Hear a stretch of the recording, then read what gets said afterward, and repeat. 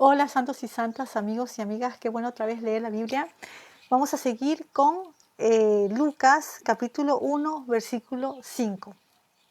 Hubo en los días de Herodes, rey de Judea, un sacerdote llamado Zacarías, de la clase de Abías, y su mujer de las hijas de Aarón, llamada Elizabeth. Y eran ambos justos delante de Dios, andando sin reprensión en todos los mandamientos y estatutos del Señor. Entonces, aquí Lucas nos está contando de Zacarías, que va a ser el padre de Juan el Bautista.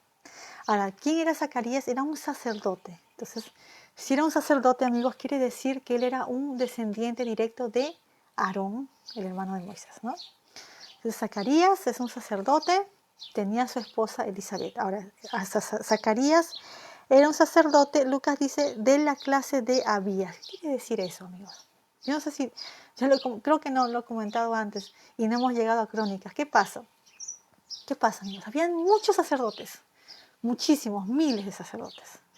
Entonces, todos estos sacerdotes, como no podían servir todos al mismo tiempo en el tabernáculo, porque eran muchísimos, estaban divididos en grupos. El rey David, obviamente mucho tiempo atrás, los dividió en grupos, en 24 grupos de sacerdotes, 24 órdenes de sacerdotes, 24 grupos, 24 órdenes, porque eran muchísimos. Entonces, aunque David no construyó el templo, y este templo de ahora, de la época de Jesús, de la época de Zacarías, es el segundo templo, Salomón construyó el primer templo, David organizó todo, aunque él no lo construyó, él se moría por el templo, me moría por construirlo. Dios le dijo que él no podía construirlo, pero que su hijo sí, Salomón. Entonces, David lo que hizo, le dejó todo listo a Salomón, todos los materiales, los metales, la madera, las piedras preciosas, todo. Incluso organizó los sacerdotes y los levitas. Organizó todo porque eran muchos, entonces los puso a los sacerdotes en 24 grupos. Cada grupo se va por el primer nombre del sacerdote de ese grupo. Entonces el octavo grupo es el de Abías. El octavo grupo de sacerdotes al cual pertenece Zacarías el octavo grupo es de Abías. Abías significa Dios es mi padre, mi padre es Dios, sí. Dios es mi padre, o mi padre es Ya, que ya es un diminutivo del nombre de Dios, ¿no? El octavo grupo, amigos, el octavo grupo 8 es un nuevo comienzo, ¿no? Eso es un nuevo comienzo. Entonces, algo nuevo va a pasar, ¿no?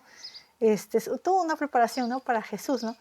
8 es un nuevo comienzo, Abías Dios es mi padre, Zacarías es parte de este grupo, y Zacarías ahora le tocó, porque era todo por turnos, todos se tenían que tomar turnos porque eran muchísimos, bueno, pero a él le tocó servir ahora en el templo, ¿okay? A Zacarías. Entonces dice que Zacarías, el sacerdote, va a servir en el templo, y su esposa se llama Elizabeth, y los dos eran descendientes de Aarón, ¿no? Entonces seguimos. Y eran ambos justos delante de Dios, andando sin reprensión en todos los mandamientos y estatutos del Señor. Y no tenían hijo, porque Elizabeth era estéril y ambos eran avanzados de días. Entonces, ¿qué quiere decir? Que ambos eran mayores. Yo no sé, obviamente, pero me imagino que Elizabeth debe haber tenido, no sé, como 60 años, ¿no? Me imagino más o menos, no sé si más, de repente más edad, pero más o menos, como 60 años, yo me imagino, eran mayores.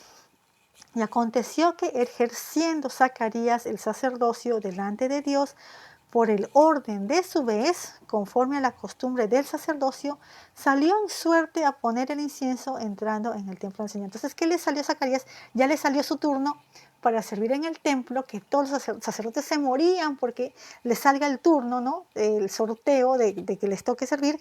Y ahora les tocó también por suerte que él iba a encender el incienso en el templo, ¿ok? Y toda la multitud del pueblo estaba fuera orando a la hora del incienso. Y sabemos, no lo dije en el otro estudio, pero sabemos que era el altar de incienso, ¿no? Que estaba en el tabernáculo, después en el templo, y los sacerdotes quemaban el incienso, Y el incienso obviamente era como un humo que subía, ¿no? Y eso representa, amigos, las oraciones, ¿no? Las oraciones, nuestras oraciones, o en nuestro caso las oraciones de los sacerdotes, ¿no? Porque los sacerdotes eran los que hacían todo eso, ¿no? La gente común no hacía esas cosas. Son las oraciones que llegan a Dios, ¿no? Entonces, ¿qué dice? Dice, se le apareció un ángel del Señor puesto en pie a la derecha del altar del incienso. Entonces, Zacarías está quemando el incienso y a la derecha del altar se le aparece un ángel parado ahí a la derecha del altar de incienso, ¿no? ¿Qué habrá sido hoy? ¿Cómo habrá sido eso? Y se turbó Zacarías viéndolo y cayó temor sobre él, se moría de miedo. Mas el ángel le dijo, Zacarías, no temas porque tu oración ha sido oída y tu mujer Elizabeth te engendrará un hijo y llamarás su nombre Juan. Entonces aquí, amigos, nos estamos enterando de algo que Lucas no nos ha dicho todavía, que Zacarías había estado orando por un hijo. No sé por cuánto tiempo, yo me imagino por mucho tiempo. Zacarías quería tener un hijo, está orando por tener un hijo, está orando. Y Dios ha escuchado su oración y ha dicho, sí, vas a tener un hijo. Entonces, este ángel se le apareció para decirle estas buenas noticias, ¿verdad? Una buena noticia.